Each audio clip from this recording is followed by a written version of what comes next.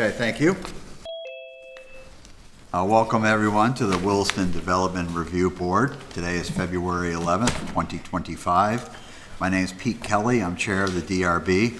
Please silence your phones and devices. Zoom attendees, please stay muted unless it's your turn to speak. For Zoom technical questions, contact the planning staff through Zoom chat. Let's begin by taking a roll of DRB members in attendance. Nate Andrews. Here. Paul Christensen. Present. Lisa Braden Harder. Here. Scott Riley. Here. Turner. Here. And the chair is present. So we have 6 in attendance, which is a quorum. The following items are on tonight's agenda. We've got DP 24-12, which is a 3-lot subdivision on James Brown Drive. DP 24-12.1, which is a discretionary permit of a building within that subdivision. And then DP 25-06, which is a pre-app for a boundary line adjustment to subdivide 2 parcels on Mountain View Road. The Development Review Board, referred to as the DRB, follows rules of procedure and conducts quasi-judicial proceedings, aka public hearings like court, pursuant to Williston Unified Development Bylaw, WDB, Chapter 6, Appendix A. The powers of the DRB are established in and limited by this bylaw, as well as state statute, and expounded upon in the staff reports for each public hearing application. As volunteer public officials, we are held to the standards of the Williston Volunteer Policy and the Williston Conflict of Interest Ordinance. For any public hearing tonight, DRB members, do any members wish to be excused on account of a conflict of interest? Hearing none. Do any members, does any member wish to report an ex parte contact? Hearing none. First on the agenda is the public forum. This is an opportunity for people here present tonight or participating by Zoom to address the board on issues that are not warned on the agenda. Does anyone like to address the board?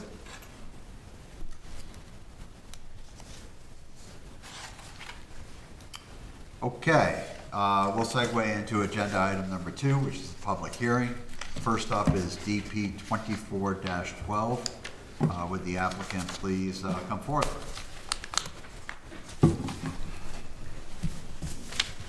Brian, if you would, for the record, state your name and address, please. Brian Courier, O'Leary Burke Civil Associates, 13 Corporate Drive, Essex. Okay, thank you. Emily, you're up. Thanks, Pete. This is a request for a discretionary permit to subdivide a 3.46 acre parcel into 3 parcels. Lot 1 would be 1.75 acres and it would contain the existing building, parking, and outdoor storage. Lot 2 would be 0.81 acres and it would remain vacant. And Lot 3 would be 0.9 acres. It will also be vacant, but there is the next application to develop that site. Staff recommends taking testimony tonight and closing the hearing, deliberating, and approving with findings, conclusions, and conditions as drafted. This is the first time the DRB is reviewing the request. Pre-application took place in January 2024. Conservation Commission and Design Committee did not comment on this application. The fire department comments are referred to with DP 24-12.1. The fire comments are excluded from this approval. One comment letter was received at the time of mail-out from the abutting property owners at River Cove East Condominium Association. This letter is addressed with DP 24-12.1. For the site development of Lot 3. In terms of pre-application recommendations, there was only one that is applicable to the subdivision, that this subdivision be filed as its own discretionary permit separate from any site development discretionary permit. In terms of the Gateway Zoning District North, compliance is anticipated here. It has more than 40 feet of frontage along James Brown Drive for each lot, complying with the minimum lot frontage requirements. And there is no minimum lot size in the Gateway North zoning district. Allowed uses are not applicable to a subdivision that's handled with site development. In terms of development pattern, there are some specific standards for the Gateway North District, however, they're not applicable here. Watershed protection areas along Winooski River, and the retail sale of medical recreational cannabis. Both of those standards for this zoning district are not applicable to the subdivision. The subdivision complies as proposed with the survey monument requirements of Chapter 12. In terms of access, we are including a specific condition of approval. This condition requires a shared curb cut for lots 1 and 2. So if Lot 1 expands or redevelops, and/or if Lot 2 develops, the curb cut shall be shifted east to align with Park Avenue. Given the existing development on Lot 1, it is infeasible for all 3 lots to share a single point of access. No future connections are mapped on official map per Chapter 30 for connectivity to abutting properties. What follows is an image from the pre-application when site development was originally proposed on Lot 2, showing where the curb cut would be relocated to align with Park Avenue. On-site infrastructure, compliance is anticipated here. However, prior to final plans, the applicant should resolve water and sewer connections with Public Works, and water and sewer connections for Lot 2 shall be included in final plans, where they will be located on the plat, not necessarily how they'll be designed. Design review is not applicable to the subdivision. What follows are findings of fact, conclusions of law, and conditions of approval. Thank you. Okay, thanks, Emily. So for members of the audience that are abutters, we will acknowledge and talk about the letter that was issued by Elizabeth Breakmore at the DP 24-12.1, which is the Brickliner's application. That doesn't preclude you from anybody from addressing the board, but I did want to provide comfort that we would be addressing it in the next hearing. But you're welcome to address the board on this hearing as well. So with that, Brian, do you have anything to augment staff report? I do not. Okay. DRB members, questions for the applicant? Where is this cable that's supposedly blocking access that the fire department noted? I think it's the Velco line. So it runs parallel with Park Ave, but just to the east of. Okay. And that's gonna be removed, I take it, so that there will be access in case you gotta get in? I don't think Velco's gonna let us move their cables. No. Okay.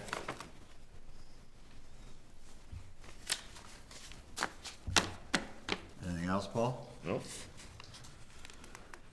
Any other members of the DRB? Questions? No.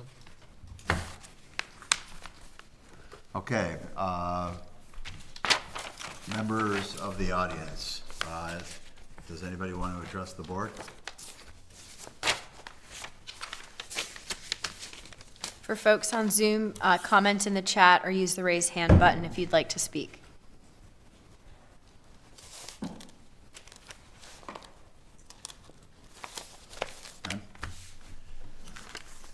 Okay, it is 7:10. We're going to close DP 24-12.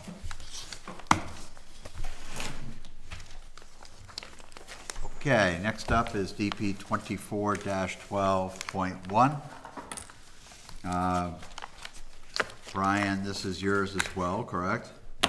Yes, sir. You've been sworn in, so I'll turn it right over to Emily. Thanks, Pete. This is a request for a discretionary permit to build a 9,990 square foot building and a parking lot with outdoor storage at Lot 3 of the Duane Merrill 3-lot subdivision. This warehouse was initially proposed and completed pre-application review on Lot 2. And there's some slight differences. The building's a little bit larger. Some of the parking lot is now designated as outdoor storage. And Lot 2 shares a curb cut with Lot 1. Lot 3 is currently vacant. Staff's recommendation is that the Development Review Board take testimony, and it should say take testimony and continue the hearing, deliberate in the future, and postpone any decision. After discussing with the applicant, I think continuing the hearing to March 25th would make the most sense, and design review could take place on either March 4th or March 18th.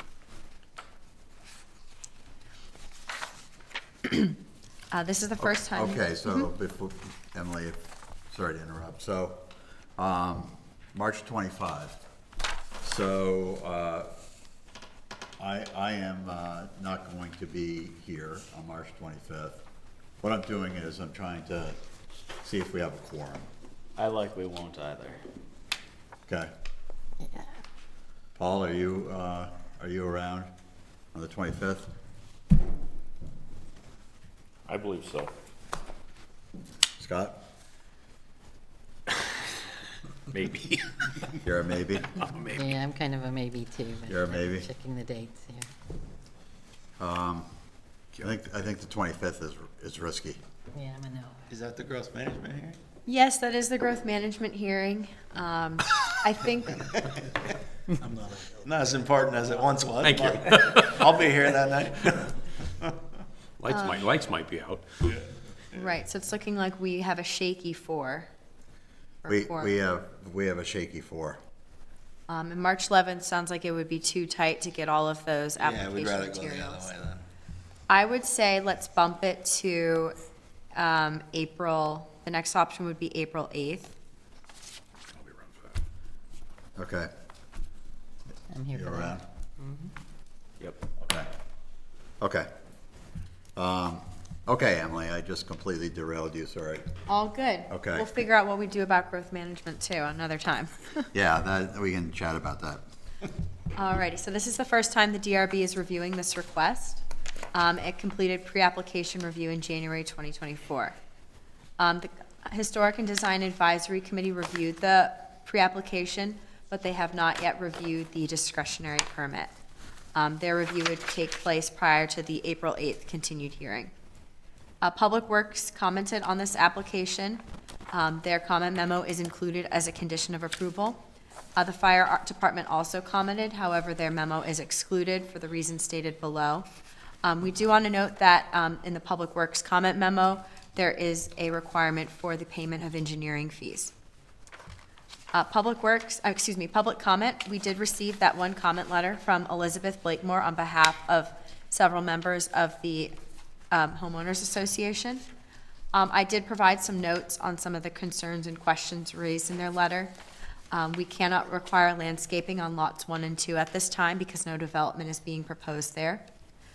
Some of their concerns were the location of the overhead doors and the loading area at the rear of the lot. This is somewhat necessitated by the standards of the bylaw where outdoor storage and loading are not allowed in the front of a building. Limit of disturbance on sheet 4, that's the erosion control standards. So the limit of disturbance goes up to the property line because the berm and landscaping will be placed right up to the property line. And that there was a recommendation at pre-app about the applicant giving a courtesy contact to the association. They provided an email address to be reached. In terms of pre-application, compliance is anticipated for the most part. Prior to the revised DP hearing, the sidewalk will need to be shown connecting the sidewalk on James Brown Drive to the front door of the building. The narrative will need to address providing safe access from the parking lot to the entrance. There needs to be information about short and long-term bicycle parking. More information is needed about noise and hours. However, they did note that no hazardous materials are proposed. And then for the most part, there's compliance with landscaping buffers. However, we'll get into discussion of landscaping later on. In terms of design review, there were some comments at pre-app from the hack about avoiding dead walls, the landscaping that's provided, and providing material samples. In terms of the Gateway Zoning District North,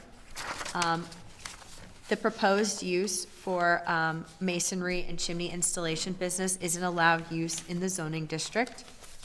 The building height must be revised. The maximum height is 36 feet and the elevations show 40 feet.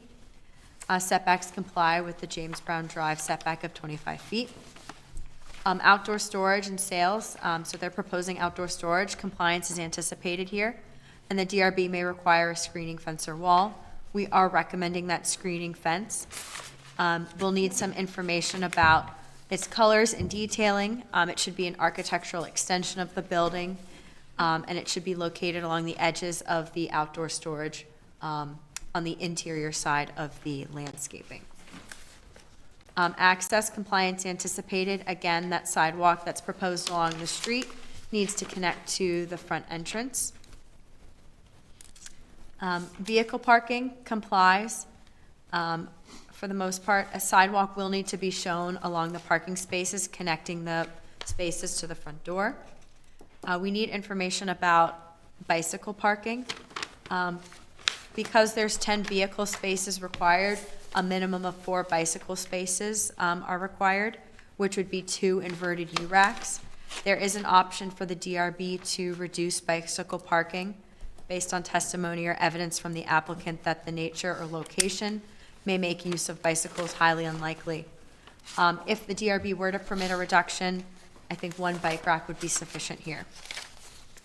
And final plans must also show the end-of-trip facility, which is a shower and changing area, and long-term bicycle storage within the building. On-site infrastructure compliance is anticipated. The plans must show underground utilities, including electricity. The property is served by municipal water and sewer, and those DPW comments must be addressed, as well as engineering fees. Maintenance, we need information about snow storage. In terms of solid waste, the DRB and applicant should discuss the enclosure location. So my read where the dumpster is proposed, it looks like a hauler will back up the whole length of the private drive to the dumpsters, which is a distance of 180 feet. And that would be a lot of backup beeping noise for the abutting residential property owners. So if there's a way for this dumpster enclosure to be reoriented so the truck has to back up a shorter distance, perhaps there is a solution there. And the preferred way to screen solid waste containers is within the structure they can serve or an architectural extension. However, the fire department does prefer that separation distance, although that's not a requirement of our bylaw. Compatibility, potential hazards, and nuisances. So this is chapter 18 of our bylaw, and we need more information from the applicant. In terms of air quality, we need a plan sheet and specs for mechanical and utility equipment. So things like exhaust fans, vents, stacks, to ensure that odors, smoke, steam, vapor are not directed onto adjacent properties or public ways. They already confirmed no hazardous materials. Hours of operation, more info is needed here, and the DRB could limit hours of operation. If so, staff recommends prohibiting solid waste collection, deliveries, and outdoor operation between the hours of 7 p.m. and 7 or 8 a.m. Light and glare, more info is needed here. However, we're not anticipating any light or glare within the outdoor work areas, as only outdoor storage is proposed.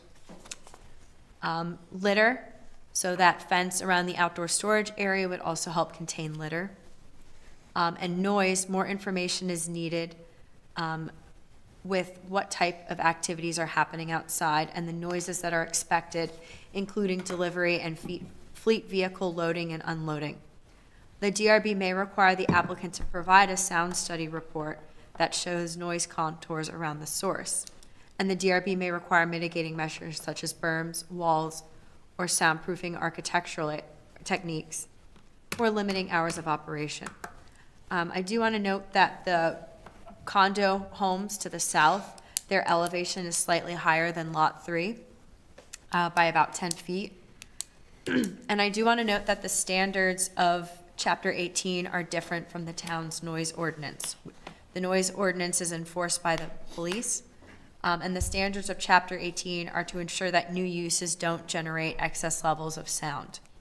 So for the residential zoning district, this would mean that at the property line, 50 decibels or 60 in the daytime and 60 decibels in the daytime and 50 decibels at nighttime is the sound that's measured at the property line. And an example of a normal conversation is 60 decibels. So abutting property owners may still hear noises on the site, but it's just making sure they're not too loud. In terms of screening and vibration, a little bit more information is needed about how those utilities and mechanical equipment is screened. And then for vibration, just confirming that no activities inside or outside the building would create a vibration that's detectable to the abutting properties. That's a pretty big chapter of our bylaw that we don't often venture into, so I'll pause there if the DRB has any questions. What did you say a normal conversation decibel is? About 60 decibels. 60. Yep. Brian, is this for a manufacturing facility or is it warehouse? It's for brick liners. So brick liners, chimney service is a existing use on Dorset Lane. It's actually just to the west of the ortho photo that we're showing for the project, but they are an existing use within the James Brown Industrial Park. They do abut residential properties now, so this is just an expansion and a moving of that existing use. Did I hear you answer my question or not? Yeah. Okay. Brick liners, I mean, Is it a manufacturing facility or a warehouse facility? what exactly category they fit in? I mean, there's some They warehouse. make stuff or they store stuff? Yeah. I can answer that question for you if you want, because I used to work with Jake and those guys many, many years ago. Go ahead. They basically do service work. They go out and clean chimneys and repair chimneys and stuff like that. So no manufacturing was done on site. As of a Thank few you, years DRB ago. member. Yes. How is the stuff delivered? Straight truck or tractor trailer? I'm not sure. I'll tell you right now, it's tractor trailer, they're never gonna get in there. Yeah, I know we- they don't use tractor trailers. Yeah, we don't have truck docks proposed, just overhead doors. So if anything does come on a I mean, I've seen their trucks. tractor trailer, then it'll have to come up. And the other question that I've heard her say about them backing the garbage truck in, what's the width from the side, from the end of the pavement to the hash mark right at the corner of the building lot? Looks like we got it labeled at 24 feet. Now, the trucks are gonna drive straight in, make a right-hand turn, doing a back hook around, and they'll be in the dump and gone before you can blink at it. Okay, so we've gone a little out of sequence here, and the floor is Emily's. So the questions about operations and the types of deliveries, I think that can be submitted in their revised narrative letter. If that's how the truck is going to maneuver, or how the dumpster collection truck is going to maneuver, that would probably solve the issue. I think we would want to see a site plan that shows the maneuvering pattern and making sure that the limits of the outdoor storage don't preclude that maneuvering. Yep.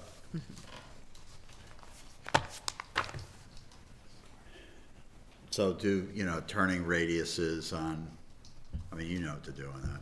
Yeah, if the board wants us to move the dumpster, we can make Yeah, sure that. movement on site of various vehicles. Yep. Yep. Yep.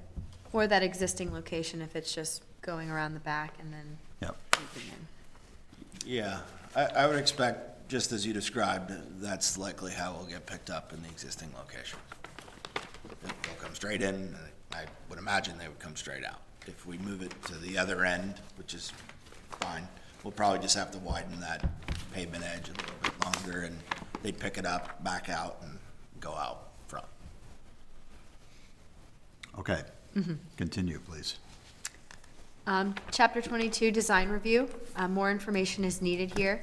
The DRB must decide if the Historic and Design Committee recommendations were adequately addressed, or if their review should take place before the next DP review. Their comments were about avoiding dead wall. At pre-application, their comments were about avoiding dead walls, not using reflective materials, marking the building entrance, protecting entrances, providing airlocks, and building a strong street line. So these are things that could be shown on the revised elevations and site plans. So have they seen the most recent set of drawings? No, they would see it before the next hearing if you wanted their review. Yes, we do. Okay. We do want that. Landscaping. So to the south, the property abuts River Cove Condominium East. It has about 12 condo units in 2 buildings. First, I'm going to talk about to the west, the private right-of-way. So this is a unique parcel. It's privately owned. It's shown on the lister's card as a private right-of-way, but it doesn't meet any of the adjoining use categories in Table 23A. So the staff's recommendation, with discussing with the applicant, would be a 9-foot type 3 buffer. This is more plantings than would be required than a street tree section, with additional species. The next is the property line to the south with the condominiums. So the buffer type, the DRB should discuss if the proposed type 2 buffer is the most appropriate buffer, or if a type 3 should be used. Staff is recommending the type 2 because it requires more plantings. It's that dense hedge with a type 3 on the exterior. Even though a type 2 is slightly narrower than that type 3 buffer. What follows is I show the widths, because they're going to be probably providing that fence around the outdoor storage. A fence that's part of screening can be used to reduce the buffer width. So a type 2 buffer could be as narrow as 17.25 feet with a 6-foot fence. And that type 2 buffer is the dense hedge with the type 3 plantings on the exterior side. For that far southeast corner, the DRB and applicant should discuss what should be planted there to supplement the existing hedge. So shown in the purple outdoor storage area is an existing outdoor hedge that's going to remain. The outdoor storage will need to be moved to exclude that, but the DRB should decide if there should be plantings between that existing hedge and the property line. I do want to note, based on the topography, it looks like there's a little bit of a knoll there that might make it challenging to do certain types of plants. And then per Chapter 23, the DRB can require an earthen berm. A 2-foot berm is shown, and a berm up to 6 feet can be required or taller where grade warrants it. Berms must have a 310 slope. So the DRB and applicant should discuss if a berm should be taller than 2 feet and if it can fit within that buffer area. Berms can increase the effectiveness of screening buffers where outdoor storage is proposed adjacent to those residential homes. Screening fences, so this standard plays with the outdoor storage standards about wanting to screen outdoor storage. Fences can also increase the effectiveness of a buffer for these outdoor storage and work areas. And we would need information about its height and design. Both of those 2 standards, the berm and the fences, there are several instances where the DRB has required both for industrial or commercial properties that abut residential. And lastly, ensuring that the plants comply with the species variety of no more than 15% from one species. Street trees complies as proposed. Lot 3 will have 4 street trees along James Brown Drive. The standards of the conservation areas chapter is not applicable. In terms of watershed health, They have provided an erosion and runoff control plan, and no watersheds or wetlands are mapped on the property. We need some more information about outdoor lighting. There's a mismatch between the lighting plan and the building elevations in terms of the number of overhead doors. The lighting plan doesn't show lights over the man doors. So we need some information about the consistency between the civil plan lighting sheet and the elevations, making sure that we know the total lumens per acre, the mounting height of pole and facade lights, and noting that pedestrian ways may have elevated lighting levels to highlight entrances. Signs and public art. It's a single-tenant building where signs can be accommodated by the chapter, table 25A. And lastly, impact fees. They do estimate about 6.4 PM peak hour trips. The base fee is $1,943, and it is adjusted based on that pre- and post-construction value. So we would need to know the building construction type to do that impact fee calculation. What follows before the findings, conclusions, and conditions is a punch list that summarizes the items that would need to be provided before the next hearing. Thank you. Okay, Emily and Brian, I assume that the two of you, I'm looking for confirmation that the two of you have been engaging on this list of 21 items? Yes. Okay. And, because I just want to make sure that there's clarity on your part, Brian, in terms of what staff's expectations are. Yeah, I think there's a few of them that we need to discuss and take your feedback into consideration as Okay. well. But Okay. but generally, yeah, the list looks okay. I just have a few things to discuss, that's all. Happy to do that. Yeah. Okay, okay. Okay, why don't we wait on that, and I'll open it up to the DRB members for questions. Is the outdoor storage all gravelled area, or will it be all gravelled area, or what will that be? I believe it'd be primarily gravel. It's meant to just be storage of materials, so some of those would require obviously a gravel base, some not, so.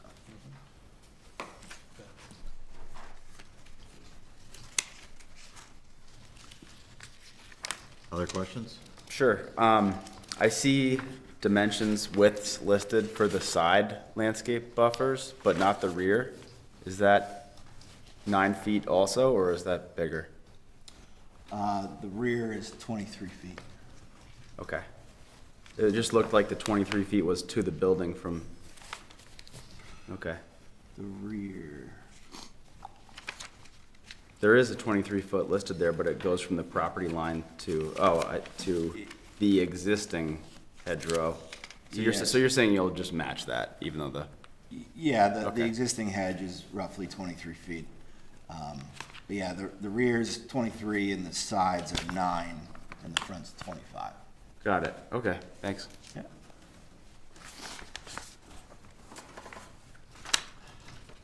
Scott?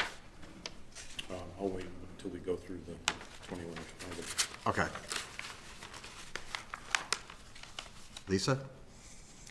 I guess just on the short-term bicycle parking, 2 or 4 spaces, what are you thinking there?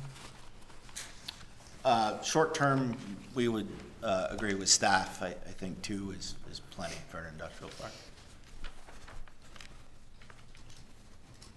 Right with the lights? Anything else? No. Okay, let's go through the punch list items. Number 1 seems pretty straightforward. Okay. Number 2, fence around outdoor storage. What are your thoughts, Brian, on type of fence, the aesthetics of it? Yeah, I think it's, what the purpose of the fence is, is it meant to contain the outdoor storage to prevent creep? Is it meant for screening, or is it both? I mean, if it's screening or, something that's solid, obviously. You know, we are proposing a berm on the south, or the rear of the property. We do have pretty expansive vegetation proposed in those buffer areas, but, you know, we understand that we are abutting some residential uses. So if the board does see that a fence fits in this situation, then obviously we'll comply, so. I can't speak for the DRB as a whole, but I'm supportive of a fence there. Okay. What's And- the asset value of the outdoor storage? Yeah, I'm just saying is, I mean, if it has some yep, serious value, you might want to have a fairly secure fence. yep. Staff, what is your vision for that fence in terms of materials, use of materials and aesthetics, et cetera? Yeah, probably 6 feet, nothing less than 6 feet tall. I think wood or vinyl would be okay. The purpose of the fence is to contain the outdoor storage and provide buffering. So that can be any type of opaque fence, even down to a chain link fence with slats. I think if we're trying to think about a fence as part of, noise, then a more solid material like a vinyl or a wood would be required. So I think that the DRB could also think about a different fence material along the back as it compared to the sides of the outdoor storage. I don't think it has to be the same all the way around. I think there could be options. DRB members, what are your thoughts on this topic? I think the wood or vinyl would help with noise and any lights or anything that may go through it too. Yeah, I agree with that. My concern with fences is the same when we were doing the healthy living discussion. And I don't know if I'm overstepping the DRB, the DRB reins here. And I had suggested in that particular application, a cedar fence so that it was rot resistant and it didn't have a sheen for lights in the winter. And it was so it wasn't reflective. That was what was installed, and I think it looks great. Yeah, my concern with a wood fence is that they last a certain amount of time and then they fall down. Same. That's the reason why. I don't think, I mean, on a commercial or industrial application, I don't think it's the appropriate material. I mean, cedar, yes, maybe, but anything else, no. Yeah. Agreed. And so my concern about wood is that it will rot. Yep. And it will fall down, and then it becomes a battle of replacing it, and I want to make sure that the intent of that, which is a combination of outdoor storage containment and a visual barrier and noise barrier for the adjacent properties, that's maintained. And so my question to staff is, to what extent can we influence the material selection? And, well, for context, I just pulled up the healthy living fence to give everybody an idea of where that is.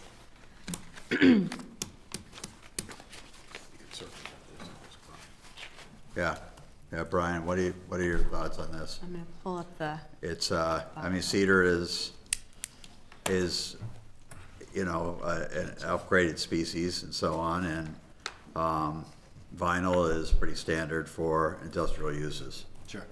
So what are your thoughts? I mean, I would likely just bring back those two choices to the brickliners folks and let them choose if the board doesn't have a strong opinion either way. Okay. Maybe they could do brick. The big question I have is where's the snow gonna go? So we'll get to that. No, I was gonna say is, if we go with cedar fencing and the snow ends up getting pushed up against it, you might as well just sit there and say, well, you'll be replacing this fence real soon. Versus a chain link, you know, I mean, I've seen this, even the state police have, you know, pushed snow through chain link fences rather than open the gate up at the state police barracks. So what the bylaw says in chapter 23 landscaping, fence materials, patterns, and colors should match or complement the materials, architectural details, and colors used on the building on the site.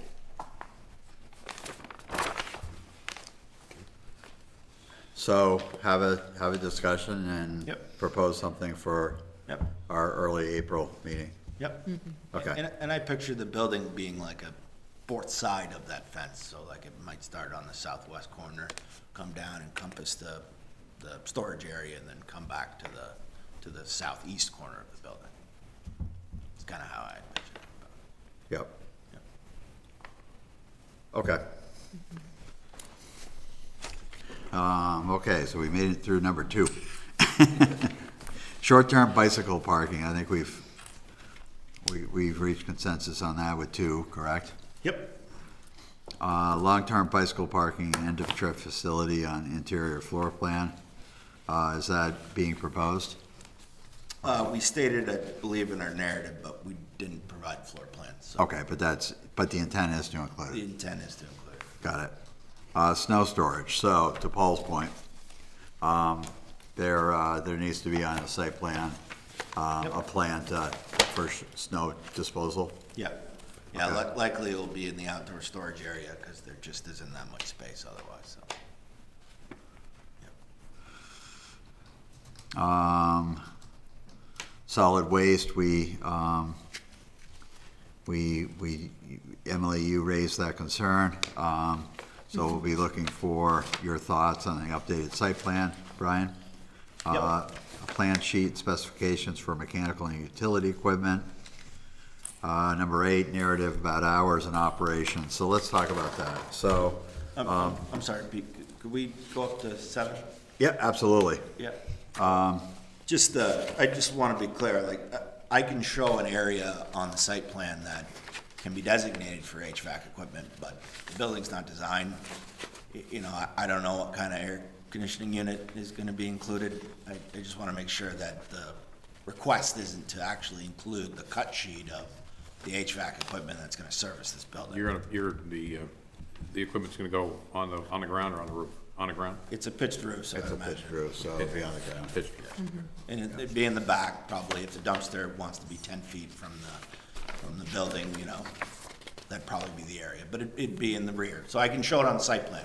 I just don't want to set the expectation that I'm going to give you the spec sheet of the actual mechanical equipment that's going to go in.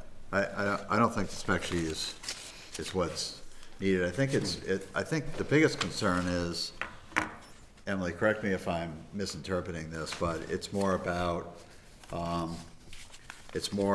potential extraction of manufacturing gases Yeah. and whatnot into a residential area. Yep. And it sounds like there's no manufacturing that's going on. Right. And so this is gonna be air handling units, which is providing heating and cooling within a warehouse area. That's right.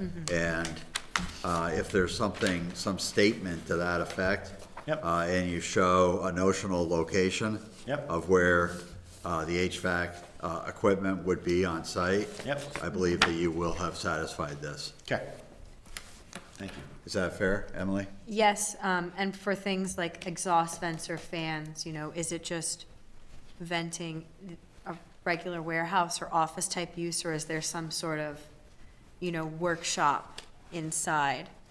So we don't need the exact specification sheets, but I think a good narrative and, you know, the general likenesses for thinking about odor and noise would be sufficient. Yeah, and, you know, I don't believe they have a paint booth or anything like that, or any operations or manufacturing that would create those things. I mean, you might see a few extra chimneys poking through the roof on a showroom or something, but, you know, we're not expecting anything manufacturing or heavy industrial. Yeah, I mean, I think the OSHA, if there's OSHA, engagement and rules and special hoods and that Yeah. type of thing, then that's Yep. that's what we're interested in. Yep. Not where a bathroom exhaust is. Yep, of course. Yep. Okay.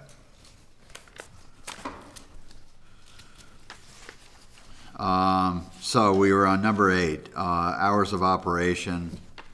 So how does it work now?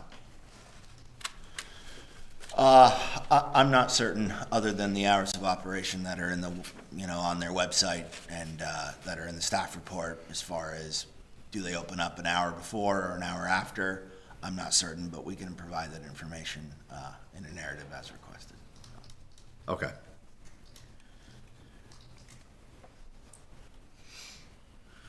DRB members, as I'm going through this, if you have any comments, just On hours please. of operation, garbage collection would also be a time of interest. You don't want the truck there at 0500. Okay. I mean, where is, Yeah, I imagine whatever the collection facility is of the industrial park, I mean, they're not making a special trip just for us, so. yeah.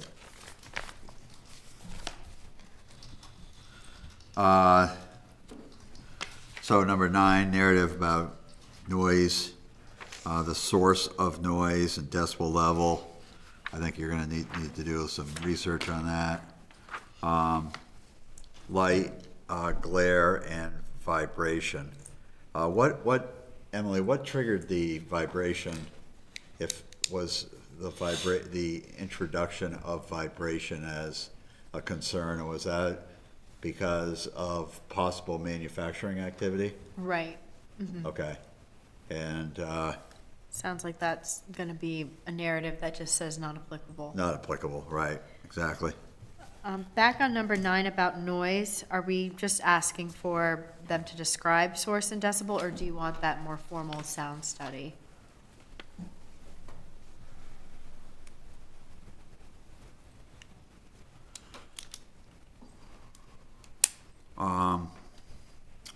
DRP members, I'd like you We guys to could, weigh we in on could this. make the noise ordinance dependent if they decide to do any, i.e. manufacturing or assembly at the location, they would then have to meet the noise standards.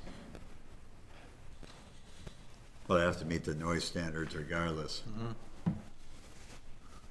But I mean, what I'm trying to say is, if we put it in here, then basically we just say, okay, it's here, that's the rule, and just leave it at that and move on, right? All right, so what was the intent here, Emily? So the bylaw gives the DRB the option to request a sound study. I think you could be okay with just a narrative written by the applicant, because we're just talking about an outdoor loading area and an outdoor storage area. There's no outdoor work areas proposed where a lot of noise. There's no outdoor equipment or manufacturing activities, and there's no manufacturing inside. But just wanted to make sure that the DRB knew they had that option for a more professional expert opinion. I don't think we're expecting anything more than trucks and backup beeps in this area. Yeah, I don't think a study is necessary, given the testimony that we've heard. I would ask that, Brian, that you take some, as you do, take some care in the narrative to explain what would happen in the outdoor storage area. Explain the operation. Yep. Okay, like hang out there for a day, and really understand it and describe it to us. And That's 8 billable hours, Brian. I might let Brickliners write their operations narrative for me. that you Probably be with it, I'd come on their letter. you decide how you're gonna get us that information. Yeah, and just so, and I already stated it, but they are an existing use in the park, so, they do have a history, so. Yep. So the narrative about light, glare, vibration, we talked about the vibration is, within the narrative. The buffer, is there anything further that we should talk about in the buffer? I suspect that's gonna come up when we open the floor up for public comments. Is there anything from a staff's perspective that we should talk more about on that? If you guys are comfortable with what I've recommended, I just wanted to make sure that you knew you had the option because we're dealing with this commercial use against residential. I think that 9-foot type 3 makes sense for that random private right-of-way lot. And then for the south on River Cove East, it would be a type 2 buffer with a fence. I guess the only thing left to really discuss is what, if anything, should be planted in that far southeast corner.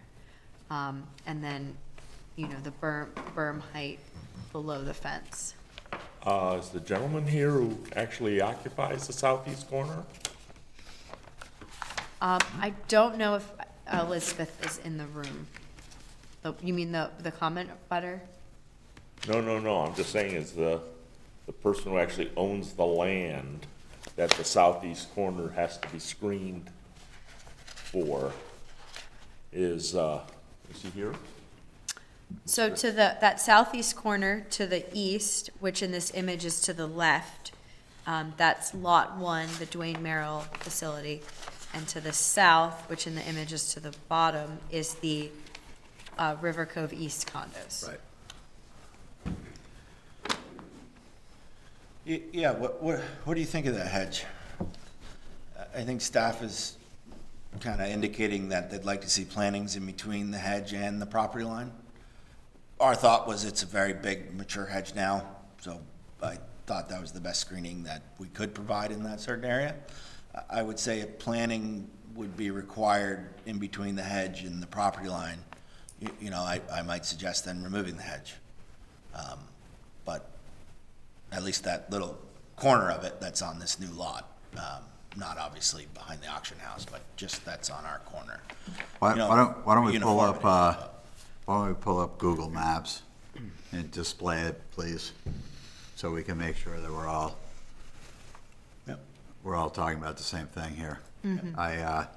If there's a robust existing hedgerow and we are talking about an industrial use, it probably doesn't make sense to disturb that. Maybe our site, you might want to pull up our site plan, Emily, because it's got the property line on it. Yeah. But that's the existing hedge. I mean, you can see it well on Google Earth, but we have a ortho photo too. Oh, you're looking on the screen. Yeah, no, there's two screens here. That's what I'm talking Should know that, yeah. I wasn't ignoring you. Yeah. No, that's to make. So you can see it in the southeast corner. They should be contacted. It's so just what they- barely on the new lot. So we're kind of using that as part of our buffer. But, do you think it's better to remove the hedge up to the property line and continue our planting scheme and berm up to the property line, or? How tall is that existing hedge? Like 30 feet? It's pretty tall. Yeah, Is it cedars? yep. So I was thinking that the existing hedge would remain, and then between the hedge and the property line, plantings would continue. So an option might be the type 3 component of the type 2 buffer would continue. Let me get my annotate on. To the property line? Arches and cedars. Yeah, so these types of plantings would continue. Got it.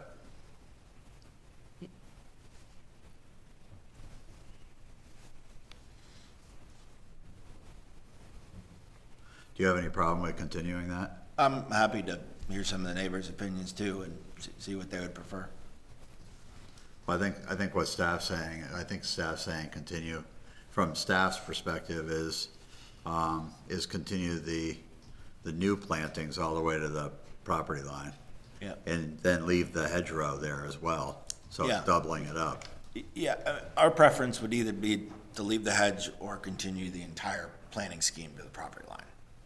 Just, for uniformity purposes, but Yeah, open to other suggestions too. DRB members, thoughts on this topic? Is that area currently mowed, or is it natural, or what's there in that area? I believe it's pretty natural in between the back of the hedge and the property line.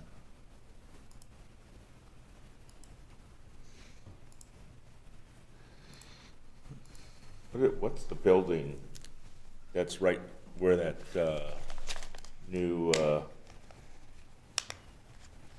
barrier is gonna be built?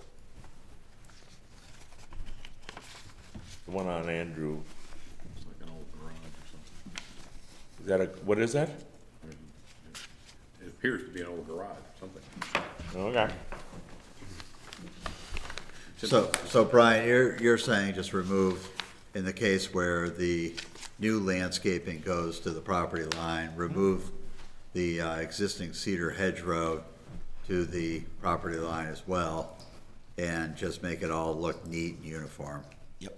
I think, I can see that argument. If it went further, you know, it only comes onto the property 30 feet, maybe 20 feet, somewhere around that line. We're just trying to utilize it as screening, but, you know.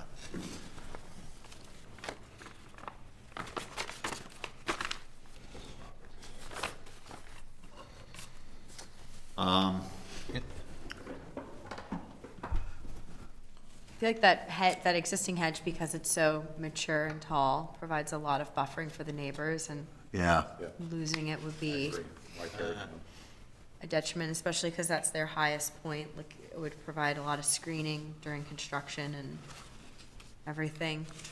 I mean, I can see your point about making it clean and uniform, but you know, if it's like 30 feet high and it's dense and it's, let's just keep that. Let's just keep that. Okay. Where were we? 14. Thank you. So you have indicated, Brian, that you are willing to do a berm. Yeah, we're showing a 2-foot berm currently. 2 feet? You're only allowed to grade 1 on 3, and it's only 23 feet wide, so we could do 3. Could do 3 feet high. Says it's 3 to 10.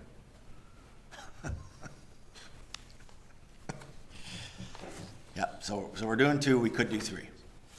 Yep. What are your thoughts, Emily, on that? 3 sounds good. Yeah, I think that's I what mean- you all did. Yeah, 3 is just gonna provide more of a screen, so, okay. And you have enough room with the slopes and, We'll be over in a foot, but we'll make it work. It doesn't sound like a lot, but, Yeah. but based on the requirements within the bylaw, it's about what we're gonna get. oh, yeah, I mean, that's the max, given Yep. the size of the space, correct? Yep.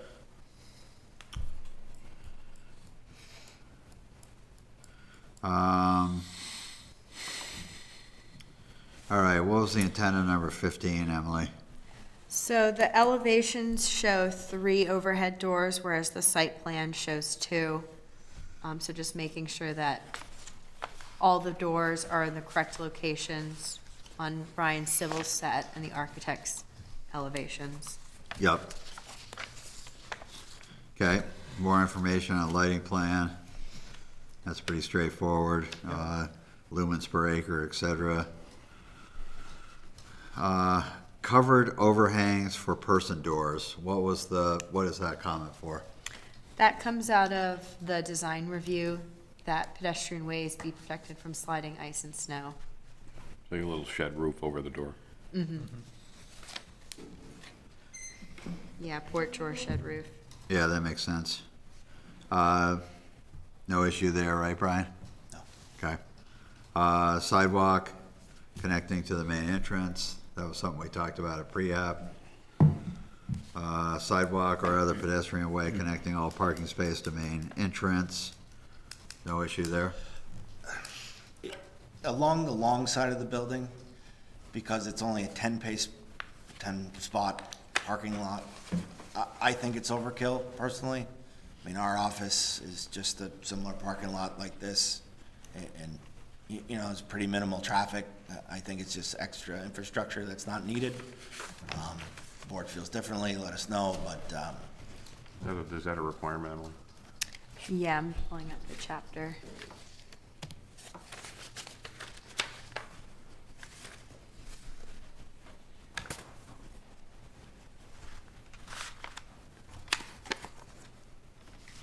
Circulation within off-street parking areas, WDV 14.7. How must pedestrian access around, through, and to parking areas be provided? There shall be safe pedestrian access in the form of sidewalks around all parking and loading areas. The DRB may permit the use of a rec path or of other pedestrian way as an alternative to a sidewalk. And so my discussion there of other pedestrian way, what other industrial sites have done is a curb stop and slightly additional pavement, so it's not a concrete material, it's not separated by a green strip, it's, space between where the front bumper will be and the pavement to walk along the parking area. So it could be an other pedestrian way in that regard where the curb stop goes. You gotta provide something. Yeah, just be compliant. okay.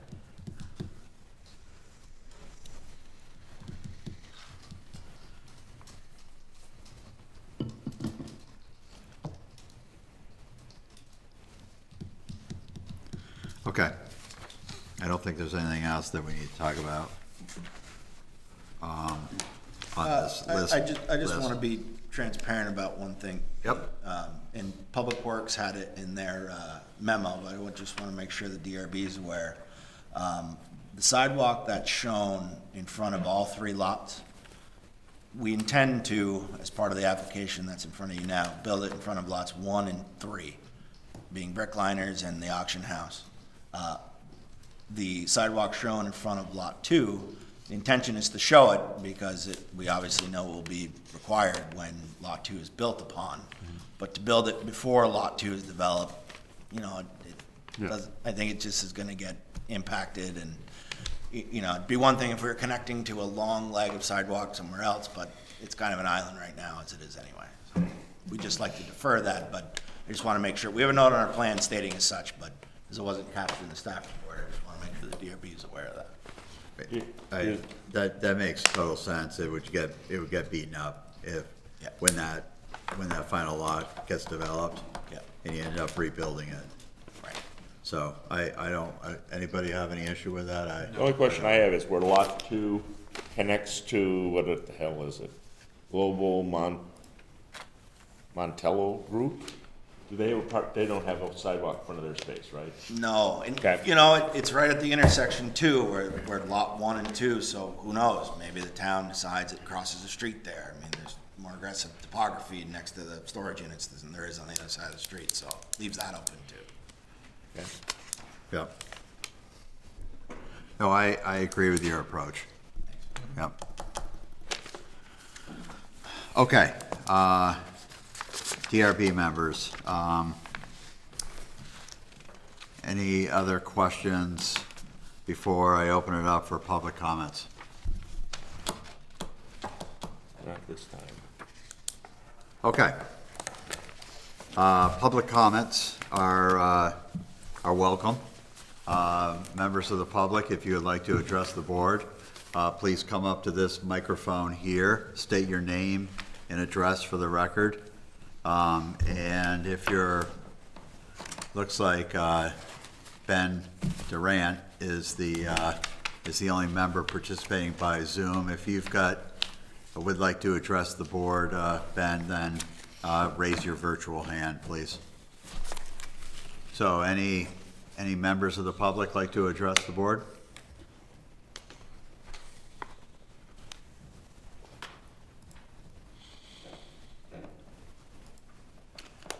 Okay. Anything else, Brian? DRB members, anything else? Did we take care of everything in the letter? Yeah, because Emily did a good job at doing a red line of that with some notes. in her staff report. Yes, you did. Okay. Okay, so we're going to continue DP 24-12.1 until April 8th. Thank you, Brian. Thank you.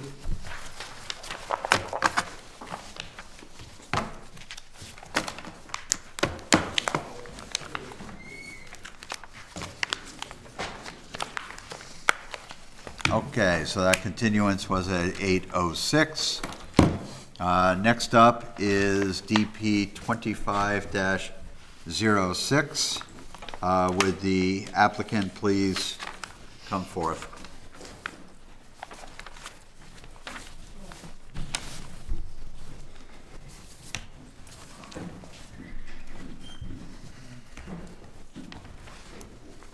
All right, gentlemen, good evening. If you'd state your name and address for the record, please.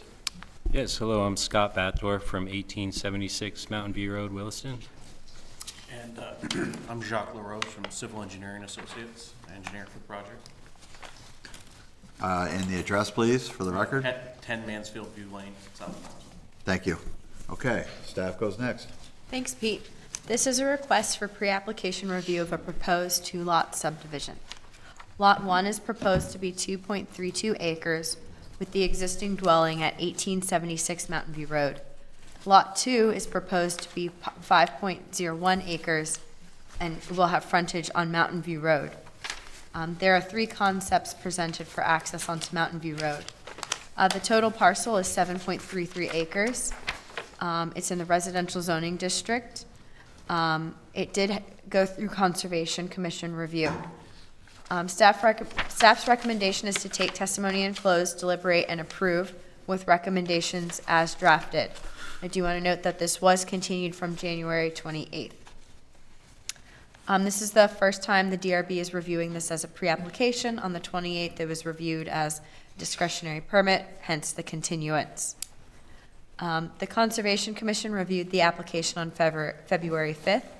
Their recommendations are included. Police, Public Works, and Fire all commented. The Public Works memo is included, and a note about the E911 coordinator that the address will be determined when the curb cut is, location is finalized. The police did comment that they support option number 2 for access. No comment letters were received at the time of mailout for both the January 28th and tonight's hearing. Now, why did the police like option 2? They didn't say why. They just said that they liked number 2. Okay. Residential zoning district, dimensional standards complies with building height is determined at administrative permit, complies with property setbacks 15 feet from side and 10 feet from side, 15 feet from rear, and 25 feet from the front. Road setbacks, this is measured from Mountain View Road. And the uses required in the setbacks, including driveway crossings, complies. There is, on option number 2, an easement is proposed to accommodate a potential future driveway curb cut. And past precedent has been to consider easement areas as property for the purpose of driveway setbacks. Lot frontage, compliance anticipated. The bylaw requires a minimum of 40 feet of frontage on an existing or proposed public or private road.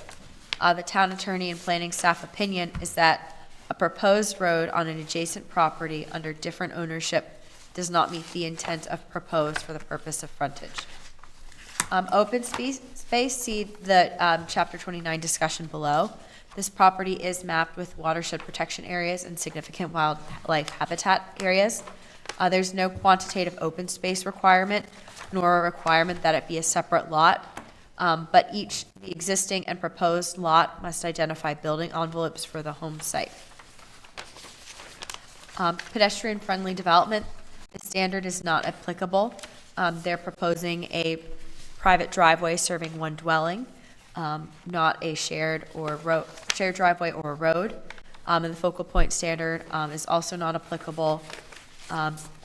on a single unit or duplex lot, because those can be approved administratively on any existing or approved lot. Affordable homes and growth management, compliance anticipated. Up to 4 homes can be proposed and proceed from pre-application to discretionary permit. 5 or more dwellings would be subject to either inclusionary zoning or growth management per Chapter 11. Access, so they're proposing 3 options for access. Options 1 and 2 create a new driveway curb cut onto Mountain View Road, a public collector road, in addition to the existing driveway curb cut, and that existing driveway serves the house at 1876 Mountain View Road. The third option, option 3, maintains 1 curb cut for both homes. Public Works memo encourages the applicant to maximize the distance between Glazer Court and Lot 2. Option 2 is what's preferred by the police department. Option 3 is not ideal. Though the bylaw does prefer consolidated access, the DRB must consider if physical barriers make consolidated access infeasible. So the lot configuration and arrangement of the home, garage, and driveway would make it very challenging to connect. The whole front yard would be consumed with this driveway that snakes around, or it would require reconfiguring that existing dwelling. So both of those challenges make option 3 infeasible from a design perspective. So, so option 1 is Public Works preference. Option 2 is the police preference, but we don't know why. I think option 2 is also Public Works preference. So option 1 has the driveway proposed as close as possible to Glazer Court, and that curb cut separation is not desirable, both to the access standards of our bylaw and the Public Works standards. So I think everybody, in terms of planning staff, the applicant, DRB, and police are all leaning towards an option 2 or some version of that where there's some separation between Glazer Court and this proposed driveway. The way that was written is confusing. I get it. Thank you. Yeah, that makes sense, separating those two as best you can. And then what follows in that standard is, in that discussion, is the standards of Chapter 13 for site distance and clearance in reference to Public Works and AOT guidelines. And some information about the abutting Glazer Court. A traffic study is not recommended by staff for a development that creates 1 new dwelling. And connectivity complies as proposed. This development accommodates the official map by not placing a home site in a manner that would prevent a future connection from Glazer property to the Martell property through Batdorf. So if Lot 2 were to be developed or redeveloped with more units in the future, then we would want to think about official map, but where they're proposing the home and the septic, it wouldn't would not preclude that access point. On-site infrastructure, compliance anticipated. The property is served by municipal water and on-site septic. Plans must identify those underground utilities and the septic system, which is shown. In terms of on-site infrastructure for sidewalks or recreation paths, the official map shows a desired multi-use path along the south side of Mountain View Road. The DRB must decide if an easement or path construction should be provided. The staff recommendation, given the scale of development that's proposed, would be for the easement to be provided. And I do want to note that Public Works clarified that the easement is 30 feet for a multi-use path, as opposed to a sidewalk easement. Density, transfer of development rights complies as proposed. Anywhere from 21 to 30 units maximum could be theoretically allowed. They are proposing 2 homes. Landscaping, the existing and proposed dwellings can meet the 10-foot side and 15-foot rear setbacks, so we're not requiring any plantings along this subdivision. And street trees, compliance is anticipated. The recommendation is that DRB should not require street trees along Mountain View Road in order to preserve that scenic vista to the Green Mountains. The Conservation Commission didn't have any comments on requiring street trees. Conservation areas. So there are significant wildlife habitat areas and a travel corridor on the property. The Conservation Commission reviewed the application, and it was determined that a habitat disturbance assessment is not required because the clearing area is less than a ½ acre. But the Conservation Commission did recommend 2 mitigation measures. Basically, that the building envelope be sized and shifted to maximize the travel corridor, and that plantings be retained where feasible, where the driveway is proposed along the eastern property line. The Conservation Commission also found that there were no impacts to scenic viewshed. Watershed health. A professionally prepared runoff and erosion control plan is required. Though the area of disturbance is less than 2 acres, it does cross that Class 2 wetland and watershed buffer. And on to watershed protection buffers. The Conservation Commission is going to approve the use of cedar posts to demarcate. They were in agreement to cedar posts to demarcate the wetland buffer. The state permit is going to require them to use cedar posts for the buffer on the southwestern corner of the property, and they felt that matching that would make sense. There is an existing shed on Lot 1 associated with the existing dwelling, and that the cedar posts can lead up to that existing shed so that it can continue to be used. But a notation must be placed on the site plan that it is a non-conforming structure. So if it were to go away in the future, it would need to be moved to a different location. What follows is recommendations with some spots for the DRB to discuss and make a decision. Thank you. All right, if you went over it, my apologies, but WDB 39, focal point requirement. Explain that to me, please. Yeah, let me pull it up, just to make sure I quote it correctly.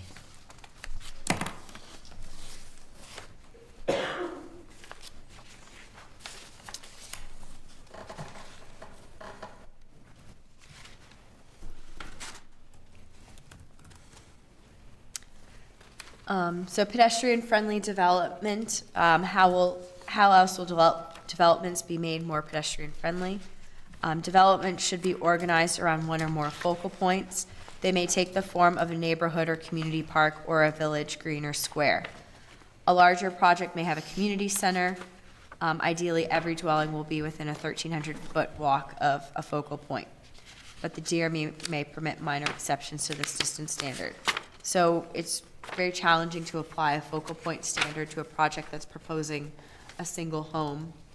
And our bylaw in Chapter 4 for the permit standard says that any existing or approved lot can have a single dwelling or a duplex on it administratively. So the staff's read here is that the focal point standard is not applicable to a development of this scale. I agree with that. Okay. Okay. Scott and Jacques, what do you have to supplement or augment staff report? Just to provide some comment, from the applicant's perspective is, we presented options 1, 2, and 3. At this point in time, we prefer option 2. So if there's any question in your mind about what we might propose, what might like to see is option 2. And then, the multi-use path, prefer not to have to construct that path, as part of this small scale development. And we're also in agreement with staff as far as street trees not applicable to preserve the views. Yep. I think when we're talking about the mention of focal point has me thinking about what is the most enjoyable feature of this lot, and it is in fact the open space and the views of the mountain ranges. So, yep. If we had to really put down a focal point, that would be what I'd like to state. But aside from that, the other comments from the Conservation Committee and the other comments from staff, we don't anticipate having any challenges meeting those requirements or those requests. Okay, great. DRB members, questions? My only question, and I was looking for it, but I may have overlooked it, was the length of the driveway. How long is that gonna be? The driveway is approximately 500 feet long.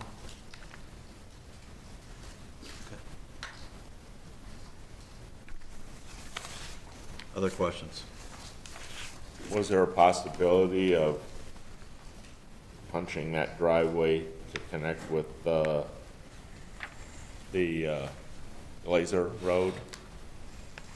So there'd be only one curb cut? I don't know. That's a Anyone great even look? question. So the short answer is we can't require it. That Glazer Court is going to be built to public specifications. It will be required to give an irrevocable offer, but the town's policy has been to not accept public roads that don't connect through. Glazer Court is a cul-de-sac.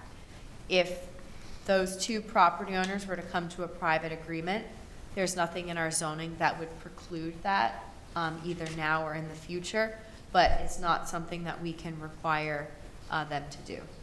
The only reason I was curious is it would reduce the number of cuts through the wetland. Have you explored that with the Glazers? I did, and Jack Glazer's not opposed to the idea, but he doesn't want to, oh, sorry. That won't help you, just speak up. I talked to Jack, and he's not opposed, but he's hesitant to commit as he's still going through permitting. And his road won't be there for some years, about 5 years, it seems. So to wait for it Yeah. doesn't seem to make sense. But in the future, to maybe move on to it. I mean, it's too bad because it makes perfect sense. It makes perfect sense and it would save you a ton of money. Right. I mean, you're building a parallel road. The trouble is, we have someone that wants to build a house No, now. I get it. It's 5 years out. That's really the only reason. Otherwise, I'm not opposed at all. Yeah, It does make sense. Yep, yeah, it's too bad. yep. Yeah, I thought of that when I was looking at the site plan as well. I was like, I mean, honestly, we wouldn't mind to switch on to it at that point 5 years from now and cancel our driveway, but there's really no way to put that in writing at this time. right, right. Yeah, we have discussed this at length with staff, but just so you guys know, we've gone around a lot of different conversations to try and get to a point that works for the applicant, and then, still can be permitted essentially. We have had our conversations with the state wetlands program as far as crossing the wetlands. They've told us we are eligible, and we do have an active permit under review at the wetlands program. I said eligible for permitting, if that wasn't clear. So we're going through all the proper processes to get the right approvals from the different state agencies, and obviously you guys as we go through the development phase. Yeah, the two projects, the timing just doesn't align. Sounds like. Yep. Okay, DRB members, any other questions? Okay, members of the public, questions for the board?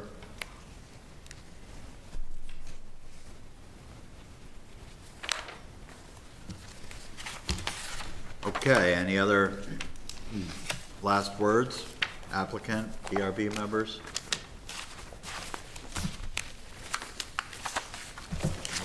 Okay, So on those recommendations, real quick, option 2 is good, multi-use path easement, street trees not required, and a focal point is not applicable. right, Yes. right, yep. Great. That is a good summary. Okay. 8:25, we're going to close DP 25-06. Thank you very much for coming. Thank you. Recording stopped. All right, the DRB is now going to go into deliberative session.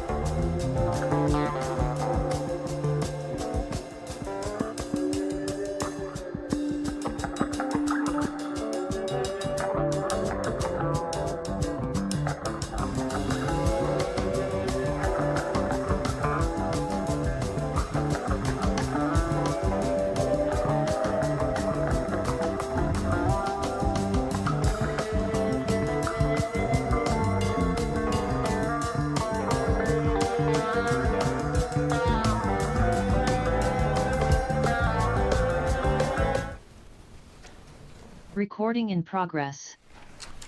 All right, welcome back to the Williston Development Review Board for Tuesday, February 11th. It is 8:55. The DRB is out of deliberative session. Is there a motion for DP 24-12?